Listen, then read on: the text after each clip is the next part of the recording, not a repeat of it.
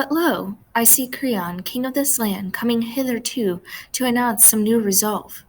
Creon, hark thee, Medea, I bid thee, take those sullen looks and angry thoughts against thy husband forth from this land in exile, and with thee take both thy children, and that without delay. For I am judge in this sentence, and I will not return unto my house till I banish thee beyond the borders of the land. Medea. Ah me, now is my utter destruction come upon me, unhappy that I am.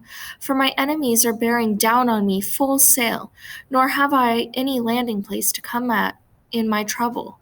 Yet for all my wretched plight I will ask thee, Creon, wherefore dost thou drive me from the land? Creon. I fear thee, no longer need I veil my dread neath words, lest thou devise against my child some cureless ill. Many things contribute to this fear of mine. Thou art a witch by nature, expert in countless sorceries, and thou art chafing for the loss of thy husband's affection.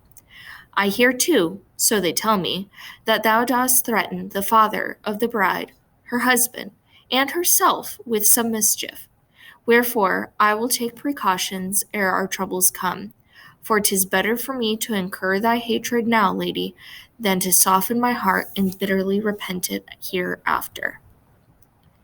Medea. Alas, this is not now the first time, but oft before, O Creon, hath my reputation injured me and caused sore mischief. Wherefore, whoso in wise in his generation ought never to have his children taught to be too clever, for besides the reputation they get for idleness, they purchase bitter odium from the citizens. For if thou shouldest import new learning among dullards, thou wilt be thought a useless trifler, void of knowledge. While if thy fame in the city o'ertops that of the pretenders to cunning knowledge, thou wilt win their dislike. I too myself share in this ill luck. Some think me clever and hate me. Others say I am too reserved, and some the very reverse. Others find me hard to please, and not so very clever after all. Be that as it may, though, dost fear me lest I bring on thee something to mar thy harmony. Fear me not, Creon, my position scarce is such that I should seek to quarrel with princes. Why should I? For how hast thou injured me? Thou hast betrothed thy daughter where thy fancy prompted thee. No, 'tis my husband I hate, though I doubt not thou hast acted wisely herein. And now I grudge not thy prosperity, betroth thy God, good luck to thee. But let me abide in this land, for though I have been wronged, I will be still and yield to my superiors. Creon, thy words are soft to hear, but much I dread lest thou art devising some mischief in thy heart, and less than ever do I trust thee now. For a cunning woman, and man likewise, is easier to guard against when quick-tempered than when taciturn. Nay, begone at once. Speak me no speeches, for this is decreed, nor hast thou any art whereby thou shalt abide amongst us, since thou hatest me. Oh, say not so. By thy knees and by thy daughter newly wed I do implore. Creon, thou wastest words. Thou wilt never persuade me. Medea, what wilt thou banish me, and to my prayers no pity yield? I will, for I love not thee above my own family. O my country, what fond memories I have of thee in this hour! Yea, for I myself love my city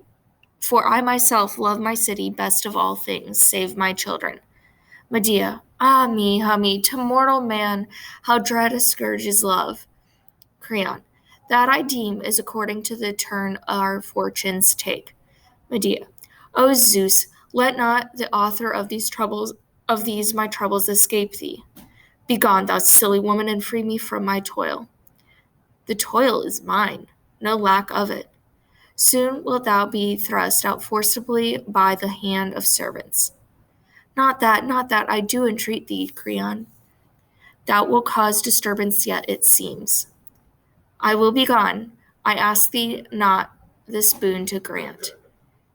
Why then this violence? Why dost thou not depart? Suffer me to abide this single day, and devise some plan for the manner of my exile and means of living for my children, since their father cares not to provide his babes therewith. Then pity them. Thou too hast children of thine own. Thou needs must have a kindly heart.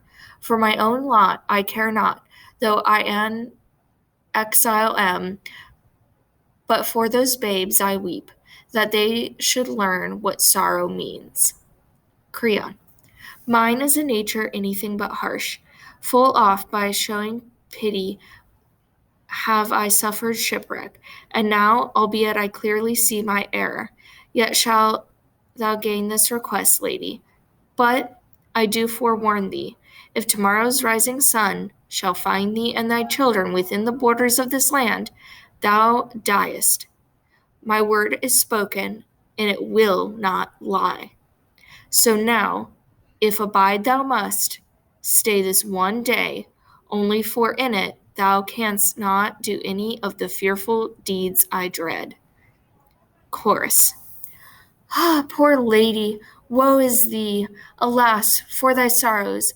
Whither wilt thou turn? What protection, what home or country to save thee from thy troubles wilt thou find? O Medea, in what a hopeless sea of misery heaven hath plunged thee!